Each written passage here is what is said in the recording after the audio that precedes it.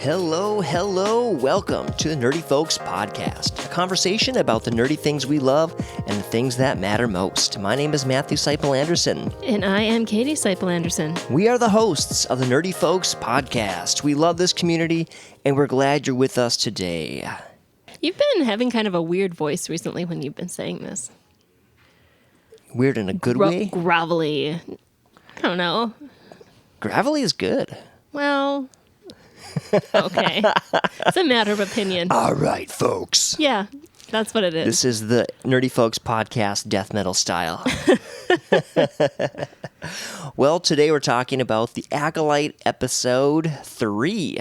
But first, some news. You know, you could just use your normal voice. I enjoy that voice.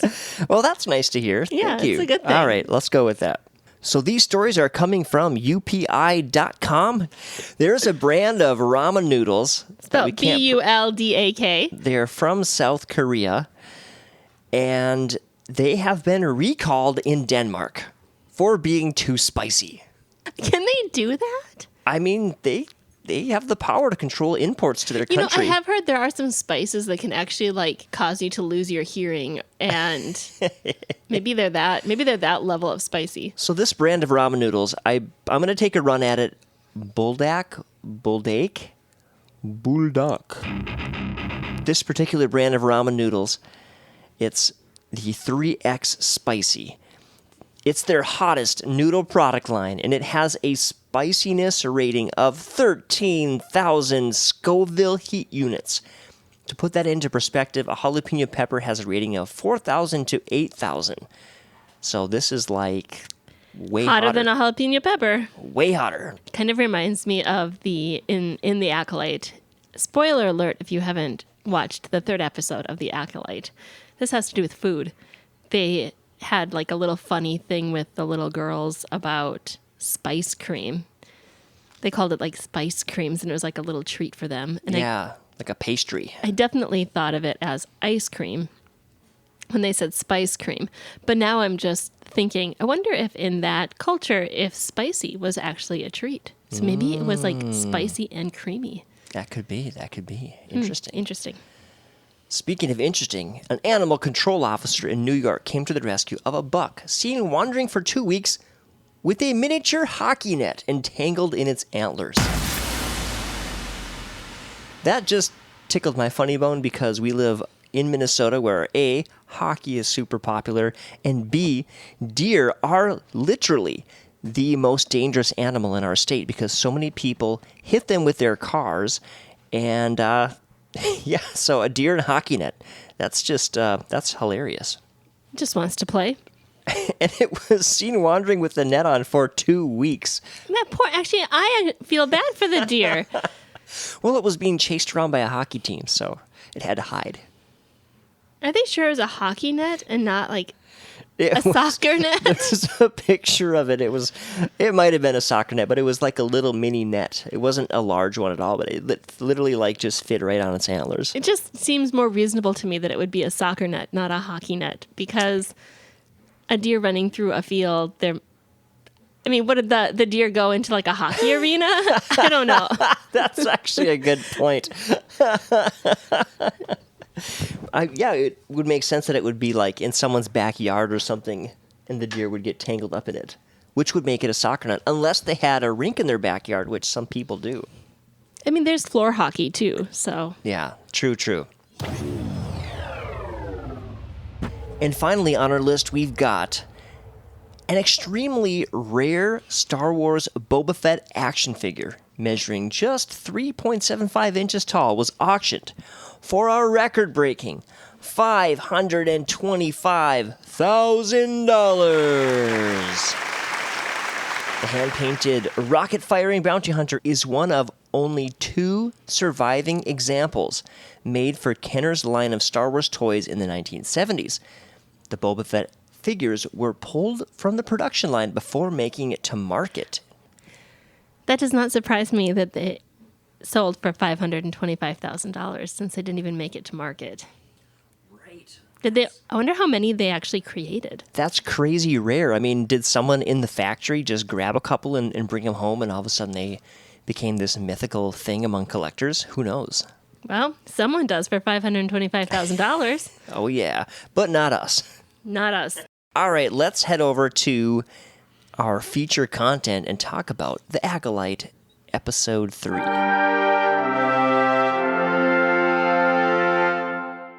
The episode ends. What were your first thoughts? Really? That was my first thought. Yeah, I was slightly disappointed by this episode. The ending was... I think it left more questions than provided answers. It was interesting getting more of a background on the girls, but I don't know. It was kind of a weird ending to it. It didn't feel like a conclusive ending to their history at all.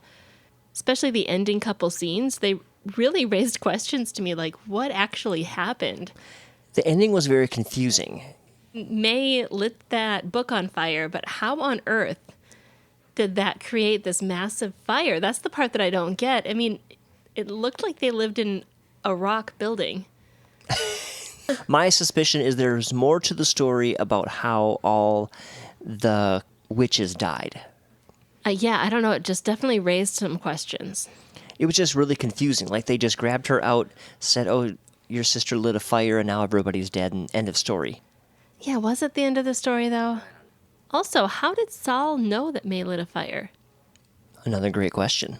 And another interesting piece is when May offers poison to one of the Jedis as a means of like redemption or forgiveness, whatever she said, she's like, "I can offer you forgiveness," and he took it. It's like, what? There's some like huge angst amongst those Jedi over what happened. So it seems like more than just a fire randomly. Yeah, there's definitely got to be a cover-up going on.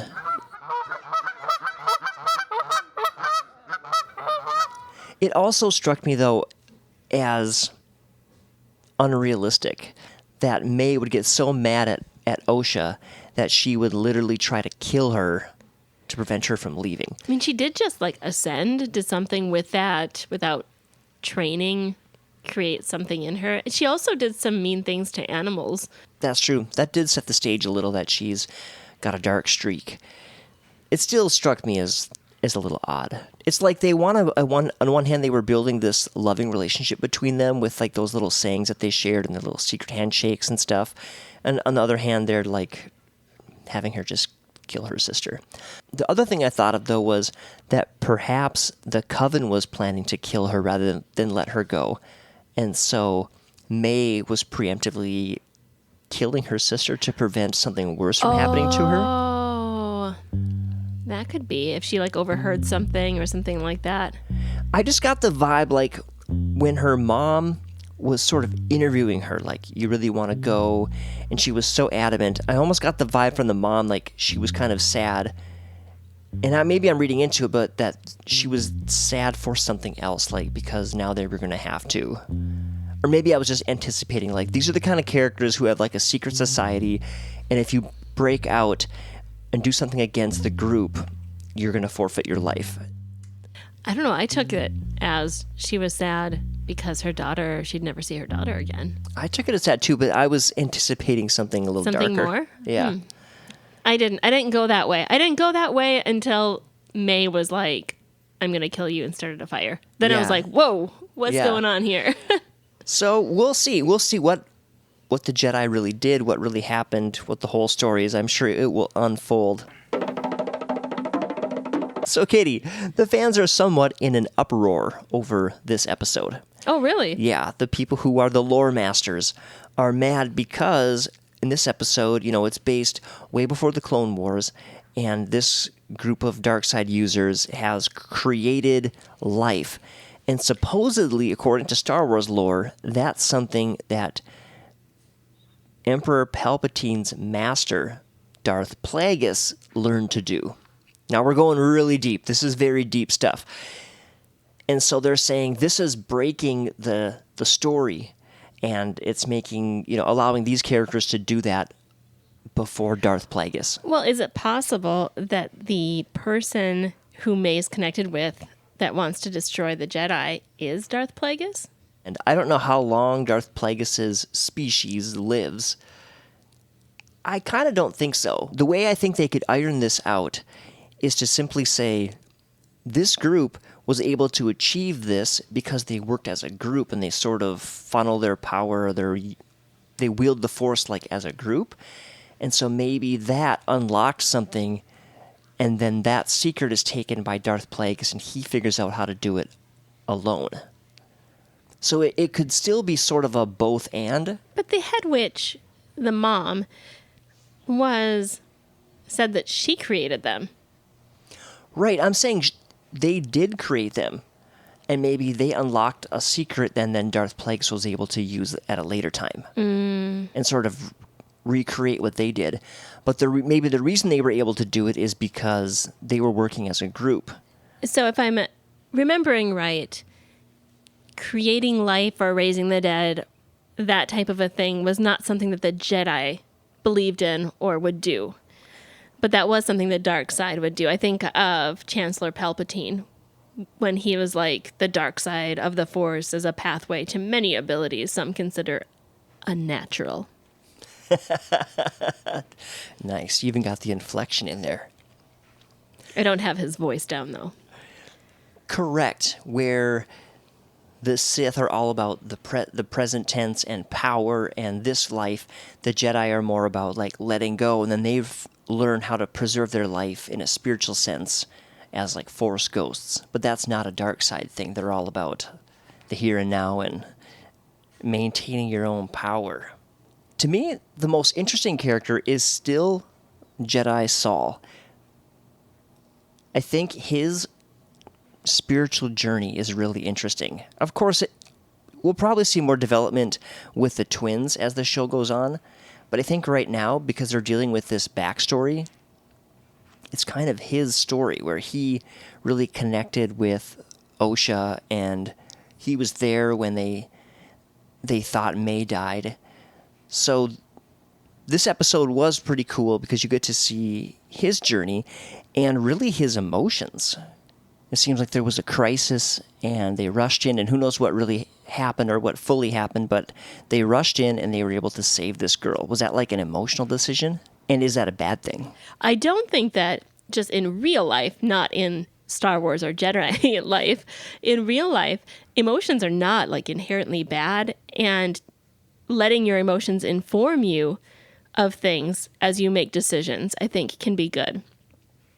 Emotions can definitely lead you down a really dark path, too, especially if they're not healthy emotions. But emotions in general can help inform us and help us make quality decisions. We all know the person who is super emotional and kind of driven by their emotions, and we all know the person who seems kind of disconnected from emotion and seems really cold. And I think that when we're the most healthy, we should have a balance between the two. And I think the detachment idea in the Star Wars world is something I cannot completely get behind. I think it's important to make logical decisions and not be encumbered by emotions. But at the same time, it's not healthy to be overly detached. I think emotions are really important. Treating someone kindly, or loving someone, acting loving towards someone. I mean, those tie into your emotions and those tie into morality. And so I can't imagine that the Jedi are completely detached from emotion in general, because they operate out of a moral basis for sure. And sometimes when it comes to faith, in faith communities, we hear this phrase, faith isn't a feeling. And to some extent that's true, because our feelings do ebb and flow, and we have good days and bad days and up days and down days. And faith is based on concrete things. But I really think that faith should include our feelings. And when we look at the example of Jesus, Jesus was often moved by emotion. Scripture even describes him as being angry at people's hardness of heart. He was full of grief when his friend Lazarus died. And he was moved with compassion, it says, at seeing people who were like sheep without a shepherd. So that's a great example of Jesus's emotions informing him, and then he made decisions based on that. Our emotions can also be triggers to act in some way there's unhealthy emotions and healthy emotions. And of course, you should probably talk to someone if you're not sure about what those are and if your emotions are healthy or unhealthy. But emotions help us operate with other people. Emotions inform us about ourselves.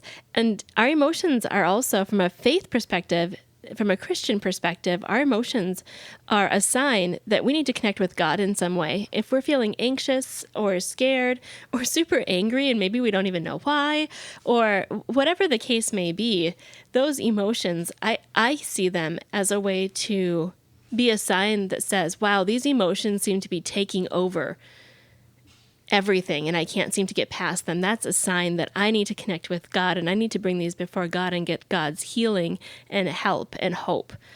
Being a parent has helped me understand myself better too, because my kids' emotions get pretty out of whack when they're tired or when they're hungry. There's just some hard truth to that as adults too that we oftentimes ignore when we are feeling overwhelmed or extra emotional in some way. It might be that we need a good night's sleep or we need a day of rest or we need to eat some healthy food or something like that. Our emotions can be just really basic signals that we need something or that someone else needs something. It can be a response to someone else's needs as well. And thanks everyone for hanging out with us. We're going to call it a day here. If you would like to connect with us, head over to nerdyfolks.com. Don't forget to like and subscribe to the show. And, of course, we would love to hear your thoughts on the Acolyte so far. Do you love it? Do you hate it? Are you sort of in between like we are? And we look forward to talking to you again next week. Love you. Take care. God bless. Bye-bye.